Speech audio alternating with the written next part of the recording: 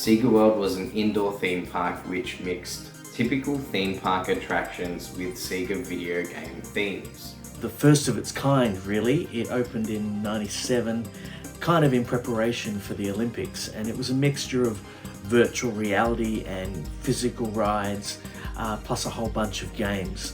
It was a place where some of my fondest memories were created with friends and family, and a place that is so iconic within my childhood.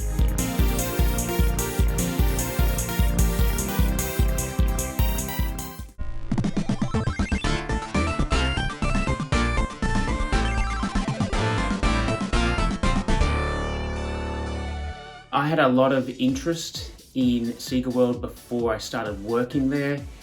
I was a huge Sonic the Hedgehog fan, so when I was really young I had a SEGA Master System which had Sonic the Hedgehog on it. I never really thought of the Hedgehog and thought of Sonic as being part of my life, but boy was I wrong. He certainly became part of my life pretty quickly. And also I remember buying a SEGA Mega Drive, all the Sonic games, Sonic 1, Sonic 2, Sonic 3, Sonic and Knuckles. When I heard about the theme park, I wanted to work there.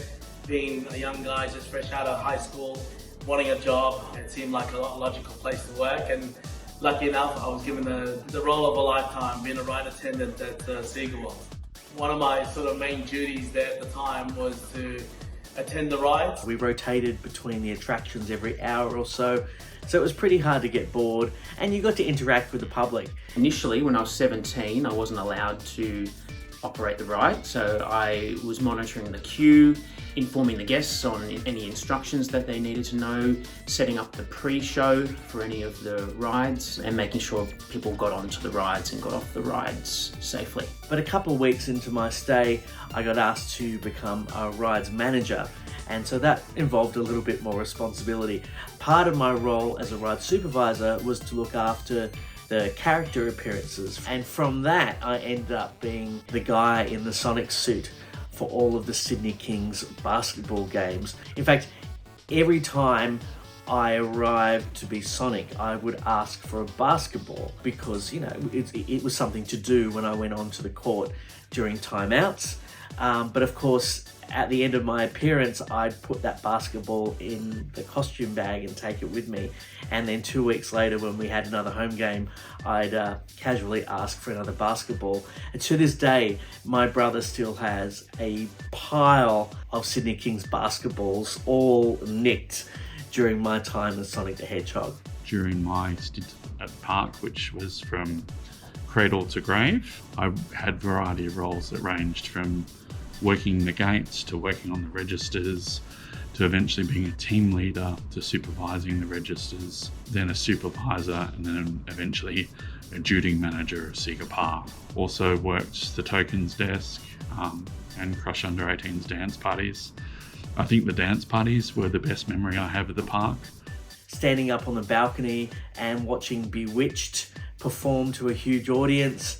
I remember having to police teenagers trying to find any dark spot to make out or whatever at the Crush dance parties and having to shoo them on. Yeah, the park was really impressive. I remember going up the escalators, going through the entrance, and you go through all these lights, this tunnel. Yeah, just really spectacular. It wasn't anything else that was available in Sydney. Sydney hadn't ever seen anything like this with the really high-tech interactive rides. So it was very high-tech for 1997, including like motion simulators and virtual reality. I remember feeling very impressed and very proud to have been able to work there when I was only 17 years old.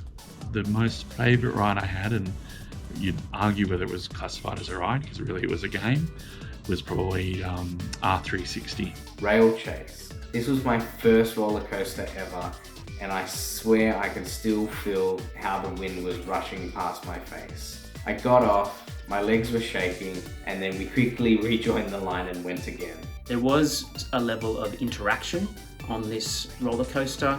You had these little guns on the cart, and when you were going backwards up a hill on the roller coaster, you could shoot these fires that were on screens on either side, and so you could put out the fires R360 was this arcade game and it had 360 degrees of movement. So you'd sit in there, you'd fly a fighter plane and it would turn up and turn left and upside down. And I vividly remember this one time when I was on the exit and this girl was on R360 and it turned and it didn't move. And for the next 45 minutes to an hour, the maintenance staff worked to get this girl free of R360. So watching her patience and watching that experience as they desperately tried to get her out was pretty hysterical. I was at SEGA World for 2 years, and during that time, what changed the most was our ticketing system. When I first arrived as a staff member, we were still operating under the original system, which was you had to buy Sonics, preload a plastic card, and as you went on to each ride, you swiped it, the credits were taken off your card, and you could top up the card. It was quite an expensive way to do an indoor theme park. We then transitioned to various schemes to get people to come, including free entry and then buy passes as you go. We trialed buy a ticket at the gate, which covered everything. We tried throwing the games in and making them completely free. And I guess ultimately the interest just wasn't there, regardless of what ticketing system we had.